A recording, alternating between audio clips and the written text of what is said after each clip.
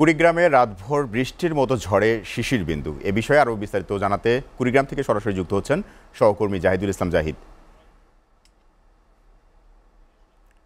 জাহিদ, কুড়িগ্রামের শীতের তীব্রতা আপনি কেমন দেখছেন? স্থানীয় মানুষের অবস্থান কেমন, বিস্তারিত জানাবেন।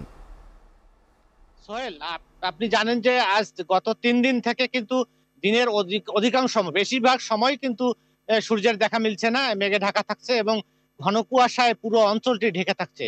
এবং শেষ বেলা একটু সূর্যের দেখা মিললেও কিন্তু উত্তাপ থাকে না, যার কারণে ঠান্ডার মাত্রাটা অনেকটাই বেশি হয়ে গেছে। এবং দিনে যদিও একটু উত্তাপ থাকে বা ঠান্ডা একটু কম থাকে, সন্ধ্যা নামার সাথে সাথে কিন্তু ঘন কুয়াশায় ঢেকে যায় এবং একটু শিরশির বাতাসে মানুষের ঠান্ডাটা অসহনীয় হয়ে উঠছে। সে কারণেই কিন্তু মানুষ, শ্রমজীবী মানুষ এবং দিনমজুর শ্রেণীর মানুষ চরম কষ্ট পড়েছে এই শীত কষ্টে। এই শ্রমজীবী এবং মধ্যবিত্ত আয়ের মানুষগুলো কিন্তু এই যে ফুটপাতের দোকানগুলো থেকে এবং ভ্রাম্যমান যে ভ্যানের মধ্যে পুরাতন কাপড় বিক্রি হয়, এই পুরাতন কাপড়গুলোর দোকানে কিন্তু ভিড় জমাচ্ছে। তারা তাদের শীত নিবারণের জন্য পুরাতন কাপড়ের উপরেই নির্ভরশীল হয়ে পড়ছে। আর এদিকে এই শীতকে উপেক্ষা করে, যেহেতু এখন ধান কাটার মারাই মৌসুম, আপনি আমরা আমার পিছনে দেখতেই পাচ্ছেন যে মানুষ কিন্তু শীত এবং ঠান্ডা উপেক্ষা করেই তাদের দৈনন্দিন কাজে ব্যস্ত রয়েছে।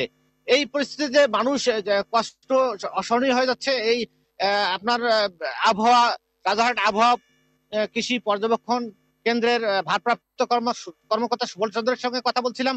তিনি বলছেন যে আজকে সর্বনিম্ন তাপমাত্রা রেকর্ড করা হয়েছে 12 ডিগ্রি সেলসিয়াস। এটা খুব ওঠানামা করছে, কিন্তু আগামী 15 তারিখের পরেই কিন্তু একটি শৈত্যপ্রবাহ হওয়ার সম্ভাবনা রয়েছে। কিন্তু সেই শৈত্যপ্রবাহ আসার আগেই কিন্তু মানুষ ঠান্ডায় জবুথবু হয়ে পড়েছে। এই এখন 3 দিন ধরে যে অবস্থা চলছে, তাতে মানুষের কিন্তু এই ঠান্ডাটা অসহনীয় হয়েছে।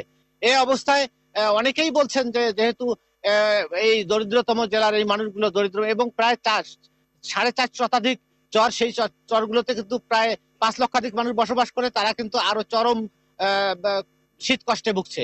এই বিত্তবান সহ সরকার যেন দ্রুত এই মানুষগুলোর ঠান্ডা নিবারণে এগিয়ে আসে, এমনটাই অনেকেই জানাচ্ছিলেন। সোহেল, এই ছিল শীত নিয়ে সর্বশেষ তথ্য আমার কাছে।